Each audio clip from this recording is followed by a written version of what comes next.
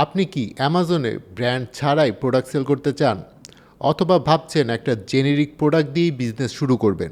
তাহলে এই ভিডিওটা আপনার জন্য। কারণ অ্যামাজনে অনেক সেলার শুরুতে সেলস পেলেও কিছুদিন পর price war, product theft, listing থেফটের মতো সমস্যায় পড়েন। কিন্তু কেন এমন হয়? এর পিছনে একটা বড় কারণ হলো তাদের নিজেদের কোনো ব্র্যান্ড থাকে না। আজকের ভিডিওতে আমরা জানবো অ্যামাজনে ব্র্যান্ড ছাড়া বিজনেস করা কতটা রিস্কি এবং কেন বড় সেলাররা যত দ্রুত সম্ভব নিজেদের ব্র্যান্ড বিল্ড করার চেষ্টা করেন।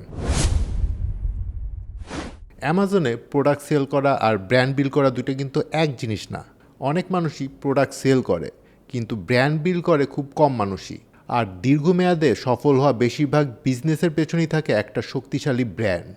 চলুন দেখি ব্র্যান্ড না থাকলে আপনি কি কি সমস্যায় পড়বেন। ধরুন আপনি একটা জেনেরিক প্রোডাক্ট সেল করছেন, কিছুদিন পর আরও 5জন সেলার একই ধরনের প্রোডাক্ট নিয়ে মার্কেটে চলে আসলো। তখন কাস্টমারের সামনে সবাই প্রায় একই প্রোডাক্ট দেখাচ্ছে। এই অবস্থায় বেশিরভাগ সেলার কি করেন? প্রাইস কমিয়ে দেন। প্রথমে একজন কমায়, তারপর আরেকজন, শুরু হয় প্রাইস ওয়ার। ফলে সেলস থাকলেও প্রফিট ধীরে ধীরে কমতে শুরু করে। যদি আপনার প্রোডাক্টের আলাদা কোনো ব্র্যান্ড আইডেন্টিটি না থাকে, তাহলে কিন্তু অন্যান্য কম্পিটিটররা খুব সহজেই আপনার মতো প্রোডাক্ট মার্কেটে নিয়ে চলে আসতে পারে। একই ডিজাইন, একই সাপ্লায়ার, একই ফিচার। কাস্টমারের কাছে তখন আপনার প্রোডাক্টের পার্থক্য বোঝা কঠিন হয়ে যায়। ধরুন একজন কাস্টমার আপনার কাছ থেকে প্রোডাক্ট কিনলো, তার কিছুদিন পর তার সেই একই প্রোডাক্ট কেনার দরকার হলো। যদি সে আপনার ব্র্যান্ড মনে না রাখে, তাহলে অ্যামাজনে সার্চ করার পর প্রথমে যেই সেলারকে পাবে তার প্রোডাক্টটি কিন্তু কিনে নেবে। অর্থাৎ আপনি রিপিট কাস্টমার হারানোর ঝুঁকিতে থাকবেন।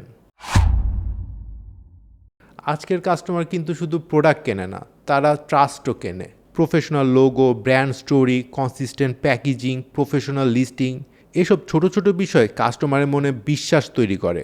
আর বিশ্বাস তৈরি হলে কনভার্সন বাড়ার সম্ভাবনাও বাড়ে।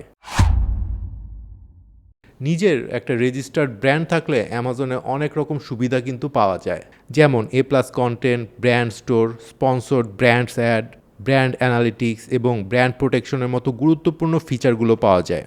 আর এই সুবিধাগুলো আপনার লিস্টিংকে আরও বেশি প্রফেশনাল করতে হেল্প করে। ব্র্যান্ড ছাড়া আপনি হয়তো কিছুদিন ভালো সেলস করতে পারবেন, কিন্তু একটা টেকসই বিজনেস তৈরি করা কঠিন হয়ে যাবে। কারণ তখন আপনার বিজনেস শুধু একটি প্রোডাক্টের উপর নির্ভরশীল হয়ে যায়। আর অন্যদিকে একটা শক্তিশালী ব্র্যান্ড থাকলে নতুন প্রোডাক্ট লঞ্চ করা সহজ হয়, কাস্টমারের ট্রাস্ট কাজে লাগে এবং বিজনেস স্কেল করাও তুলনামূলক সহজ হয়ে যায়। তাই মনে রাখবেন, অ্যামাজনে ব্র্যান্ড ছাড়া বিজনেস করা কিন্তু অসম্ভব না।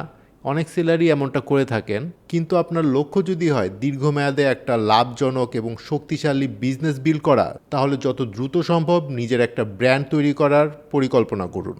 কারণ একটি ব্র্যান্ড তৈরি করতে পারলে কাস্টমার আপনাকে মনে রাখে, কম্পিটিটরের সাথে প্রতিযোগিতা সহজ হয় এবং আপনার বিজনেস আরও স্থায়ী এবং শক্তিশালী ভিত্তির ওপর দাঁড়িয়ে থাকে। সো দর্শক, আজকে এই পর্যন্তই। দেখা হবে নেক্সট ভিডিওতে। Thanks for watching.